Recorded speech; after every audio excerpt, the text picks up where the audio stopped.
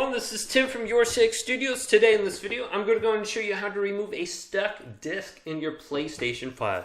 So let's go ahead and jump into the video right now.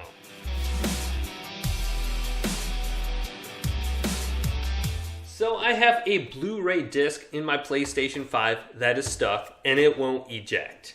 And it's very easy to manually remove it. All you need is a screwdriver like this.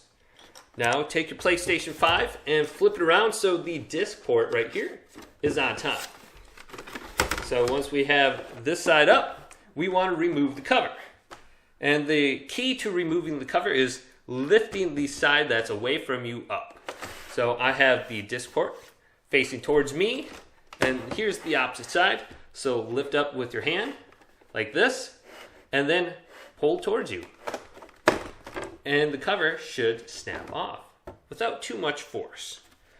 Now we can see the disc port right here, and then here is our SSD expansion bay. And what we are looking for is this little black area right here.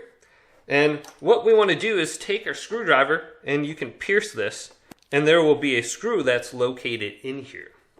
And all we want to do is turn the screw to the right, so clockwise. Just like this.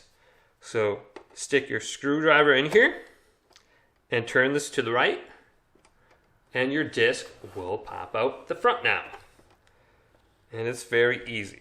So you can grab it then and take it out, and then put your cover back on. And the key to putting your cover back on is just place it over the top just like this, and then push down and away from you this time.